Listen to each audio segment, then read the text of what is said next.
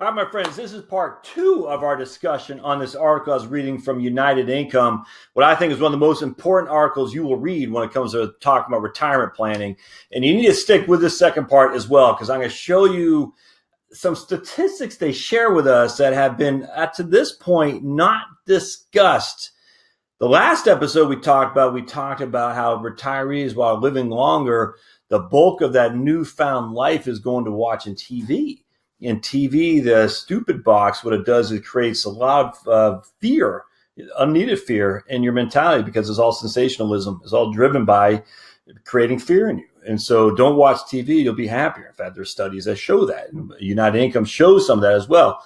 They're talking about, we're going to get fear of crime, of all these different things. And just you don't need to do that.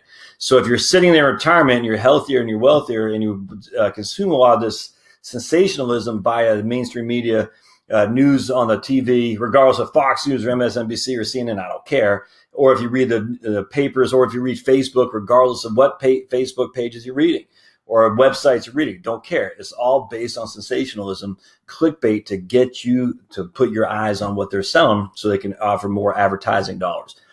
So that was the gist of the first round. Question was how much retirees are actually using these longer lives to sit in front of the TV, which is, I think, devastating. I just don't do that. You'll be happier. You want to be happy? Pay off your mortgage and don't watch TV. I mean, literally, I've been doing this for a long time, and this is what is just coming to I see this right here. The correlation between not watching TV and not having a mortgage and being happy is just mind-boggling. All right, so I want to focus on this one right here. As health and wealth has increased, cheap cost of living priorities have given way to quality of life considerations. Now listen to this, my amigos. Retirees are increasingly staying put and living in more expensive suburbs near urban areas instead of less expensive rural areas. Similarly, there is no relationship between the popularity of a state among retirees and the weather, tax burdens, or crime rate. That's amazing when you think about it. And watch this. We found that retirees are increasingly staying put rather than moving to warm, low-tax areas of the country.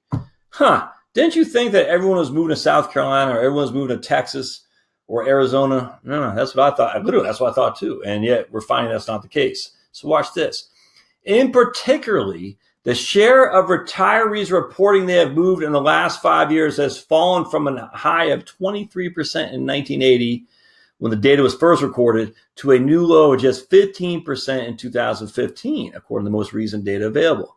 All right, so remember, the share of retirees reporting they have even moved is only 15% as of 2015. More tellingly, though, when retirees do move, they are more likely to move within the same county, not state by. So first of all, only 85% of the people are not even moving.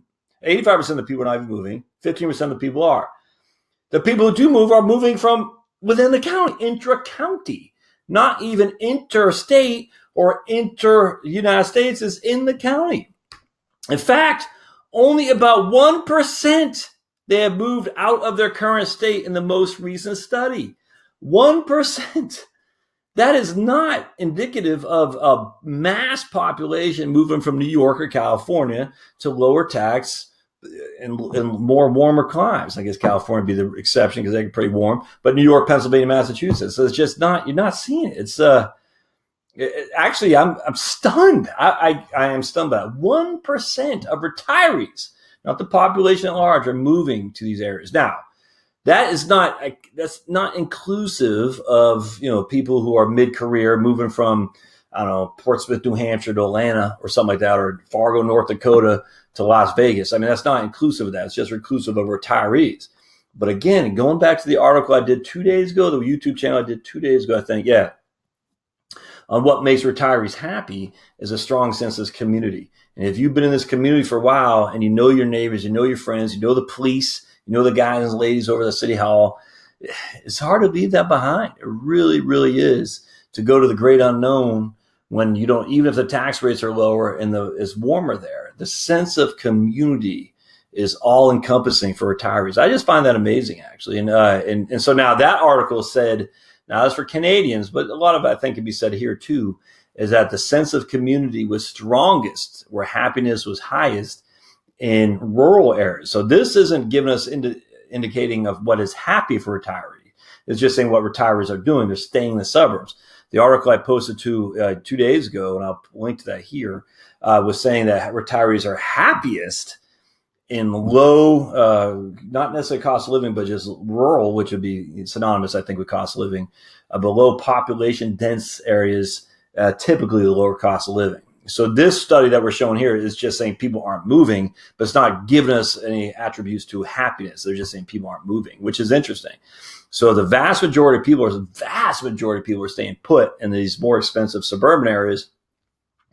Yet, in our last study that I talked about, again, 2 days ago, the people who are happiness were in smaller towns, low density, in a more sense of a strong community. So it's just interesting. There's not a dichotomy there, not one mutually exclusive. It's just interesting because at the end of the day, we've been told that retirees, they do move to the south or southwest from the more Chicago and things like that. And we're just not seeing that much. It's interesting, actually, which would lend us to the credence that the sense of community is strong in terms of your retirement happiness.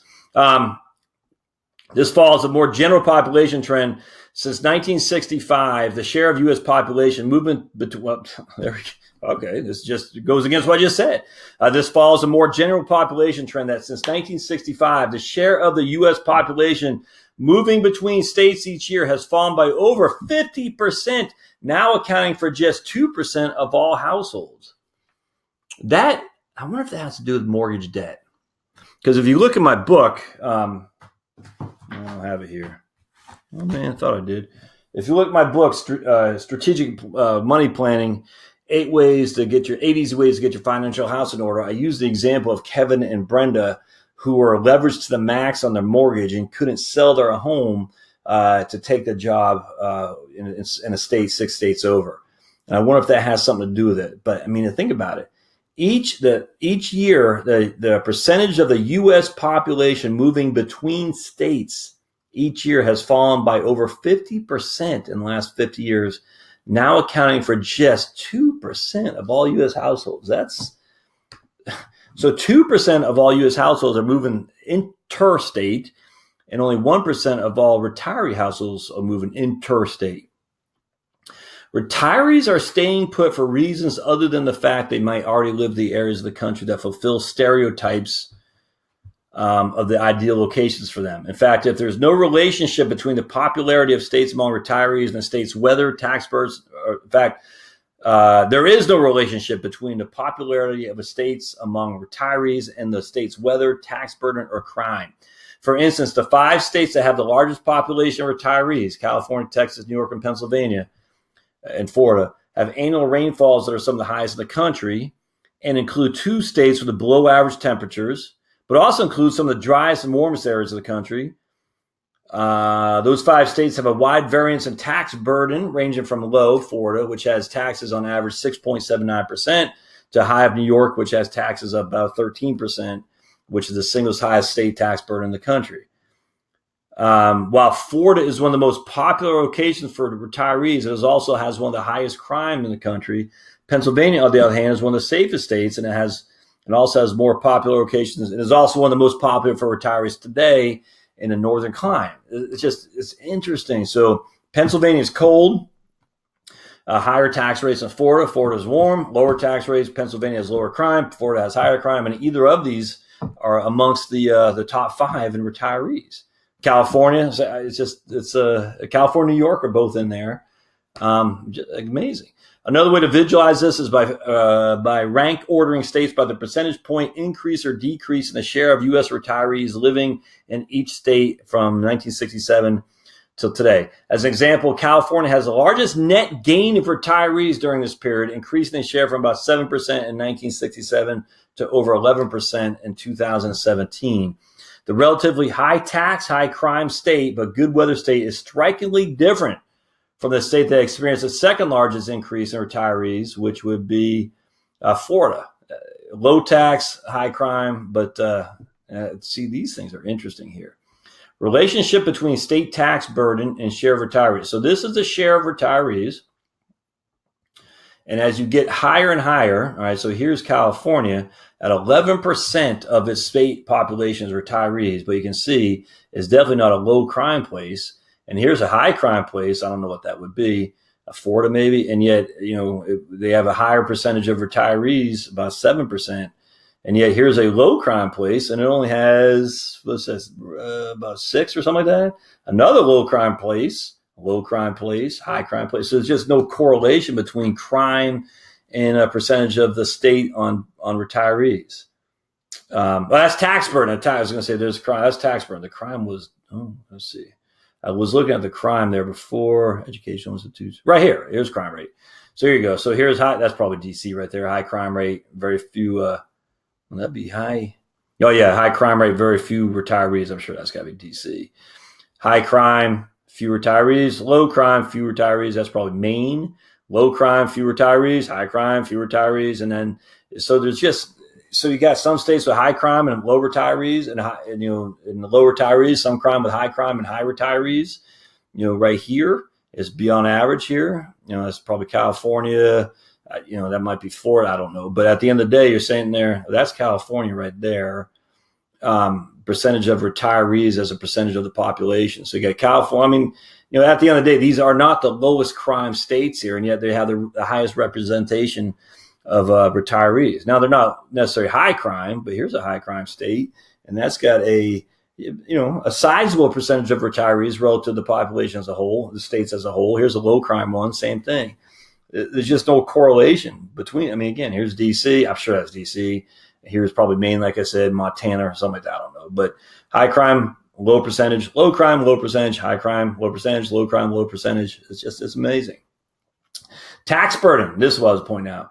Again, so remember, California and New York have significantly high tax burdens. And yet, look, high tax burden, that's New York right there. This is probably California right there.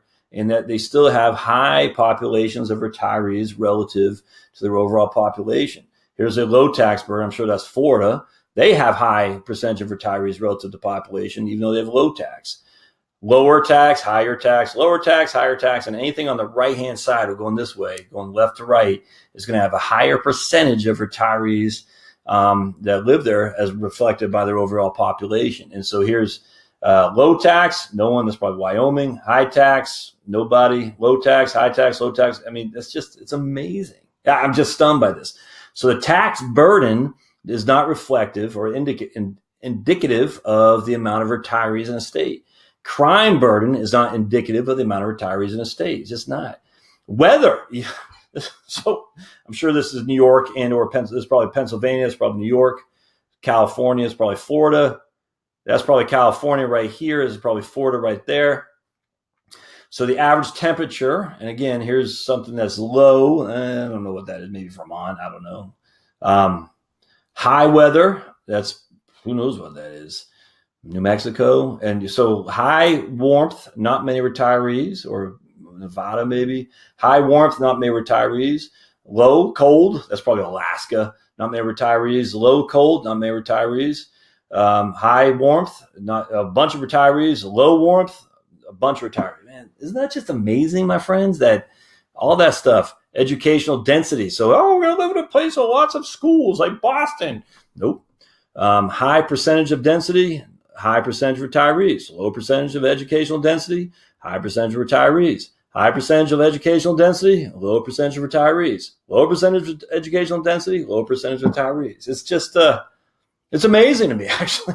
I'm stunned by that. And that just goes back to the fact that the vast majority of retirees just don't move. They stay where they are. And so if they're in a place that has high crime, they retire, they're staying there. If they're in a place that's low crime, they retire, they're staying there. It doesn't matter what their wealth is either, because you would think if you're wealthy, you'd be able to move to a low crime, the best place to retire. It doesn't happen. It's amazing. This finding is evident too, let's see, Both places have, talk about California right here. Florida, with a growth rate of retirees nearly equal to California, has one of the lowest tax burden in the country and is one of the rainiest as well, but both places have relatively high crime rates, and they're the top two in terms of retirees per capita. If we consider the density rates of retirees instead of the distribution, on the high end, West Virginia, Florida, Maine, Montana, and Pennsylvania has the highest share of retirees as a percentage of the state population, over 17% in each state. On the other end, Utah, Alaska, Texas, North Dakota, and Georgia have the least number of retirees relative to their overall state populations. Maine is one of the safest in the country, where Florida is one of the most dangerous. Similarly, Maine has the fourth highest tax burden in the country, where Florida has one of the lowest. And Florida is one of the wettest states, whereas Maine is about average. If taxes, crime, and weather cannot explain where retirees choose to live their wealthier and healthier lives, what can? This is going to be interesting. One indication of the new preferences among retirees is found in the urbanization of the retiree population over time. The percentage of retirees living in rural areas has fallen by 200% over the last 120 years or so, now accounting for less than 1 of every 5 retirees. That's even more than I would have thought, to be honest with you. So 1 of every 5 retirees still lives in a rural area. Instead, older Americans are increasingly living in suburbs and of the major cities like Los Angeles and Phoenix, or in the city centers of less dense cities like San Antonio and San Diego. For instance, the share of retirees living in the suburbs of cities increased by nearly 40% over the last 40 years, accounting for 1 of every 2 retirees. The urbanized retired population is likely choosing to stay near friends, family, and the cultural attractions like sporting events and theaters that they have come to know, and basically since they grew up. They went to the Atlanta Hawks game, the Atlanta Braves game as a kid with their folks. Now they're staying in, maybe not right in the Atlanta city center, but they're staying in the area to go see the Braves. And Philadelphia, we live in South Jersey. No one left South Jersey. And when they did, they came back. It's weird. Even though it's high tax, they got Camden right next door, high crime. Philadelphia is crime infested, and yet these guys still come back. Now, they don't necessarily live in Philly. If they usually live in the suburbs, way out in Downingtown, PA, Bucks County, Westchester, or Haddonfield, or Cherry Hill, or something like that. But they still stayed right there in proximity to Philadelphia. They just hop on a train.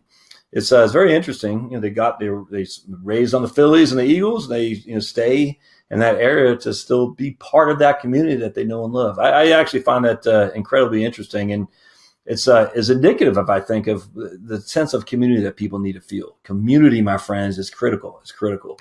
It really is. You're not going to live on, very, very few people are going to go out and live like Grizzly Adams out in their little homestead. Most people want to be part of a thriving community with people who are like them, who they can trust and they know.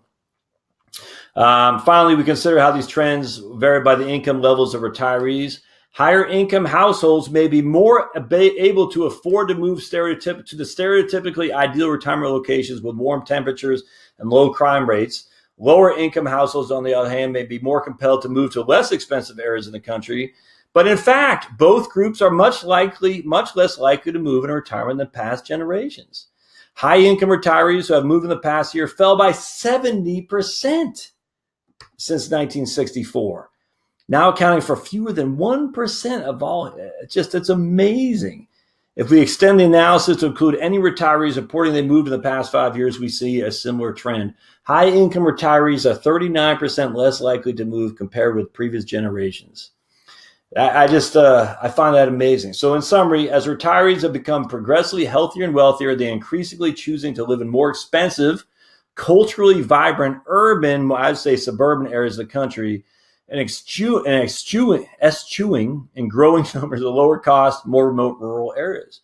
As a group, they do not seem to base their retirement decision on cost of living, weather, or crime rate. None of the variables were significantly associated with either the distribution or density of retirees. Amazing.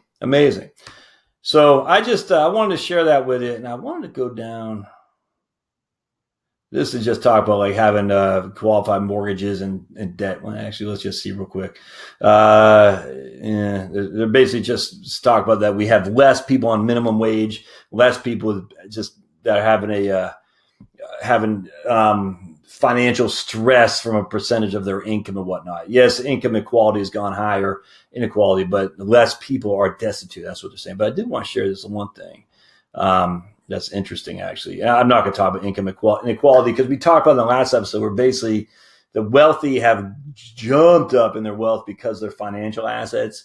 A lot of people are living paycheck to paycheck, simply don't have the wealth to squirrel money away in financial assets that can compound over time. So because of that, it's given a rise to more income inequality, but don't get caught up by that because at the end of the day, a rising tide lifts all boats, and the folks at the bottom are still increasing their income and their wealth relative to what it was 30 years ago significantly. In fact, we saw the median wealth is up 50%, accounting for inflation from 1989 till the end of 2016. So a person retired in 1989 and a person retired in 2016, all things being equal, adjusted for inflation, the person retired in 2016 is 50% more wealthy than that person in 1989. Even though inequality has gone up. Why has inequality gone up? Because those people who have financial assets have been able to allow those things to compound over 30 years. And it's made them go like a, rocket ship while everybody else is just kind of going, but slowly but steadily. And that's not a bad thing. I thought this is, I want to say right here, we found the increasing vigor and abundance has changed where retirees choose to live out the years without work requirements. As constraints have fallen away, retirees have surprisingly decided in growing numbers to stay put. Talk about that. By far, the largest change among retirees is their wealth, which served by over 100%. Again, that's averaged. I don't like that. I like the median, but mostly is watching TV. All right. Now, all right, right here. This is fantastic. More generally, the data indicate that more attention should be given to unlocking the tremendous civic potential of retirees through new incentives and policy. With more wealth, education, and health than past generations, retirees represent one of the best opportunities available to address the needs of the country. Time spent volunteering, for instance, has hardly changed over the past years, even though retirees as a group have never been more able to give back their time and resources. This group could be deployed in the nation's public schools as mentors. They could be even more ambitiously. This is what I like. I talked about that last episode. The public-private partnership and redoing our infrastructure. The $14 trillion in financial asset wealth held by retirees could be pooled together in a publicly backed and tax-incentivized bonds that could fund wide-scale investments in infrastructure improvements such as bridges, ports, and highways. I could not agree with that more. Tax regulations could better incentivize in-life giving to address some of the more endemic and domestic challenges facing the country, perhaps by creating broader tax benefits for benefactors or heirs if giving is targeted at domestic priority like education infrastructure. And they talk again about TV. One of the other things, though, I wanted to point out here, I thought it was interesting. I guess I missed it. They did talk about the need for emergency right there. Similar right here. All right, so for policymakers, these data indicate that more needs to be done to build the financial asset wealth of lower wealth households, exactly, who are getting further left behind in retirement as the brokerage and retirement accounts of middle and high net worth households continue to compound in value.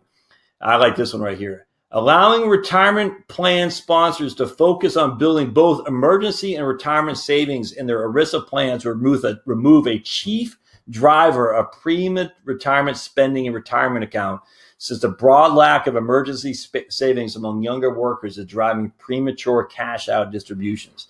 I actually 100% agree with that. If we're all told to have an emergency account, but we're also told we got to save. And if you're paycheck to paycheck and you're just able to squeeze away 3% to your retirement account, you don't have the excess cash to save away in an emergency account.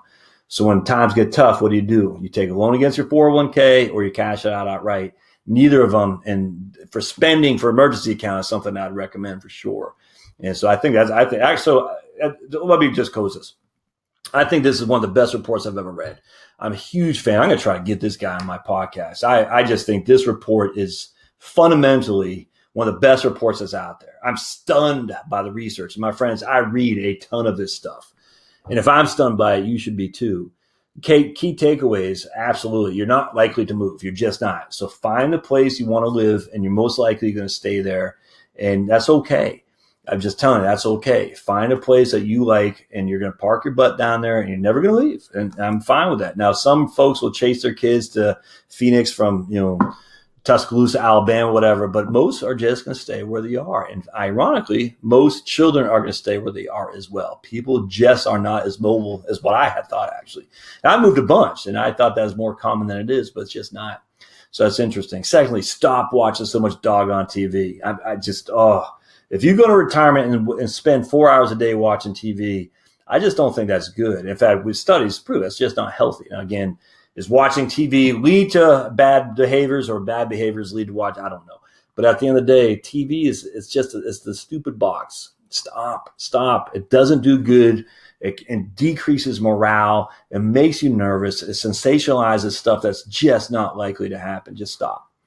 And so that's it. I hope you found this helpful. If you like what we're talking about here, I'll put the link in the show notes. Give me a thumbs up. Always helpful, my friends. Thumbs up are always helpful.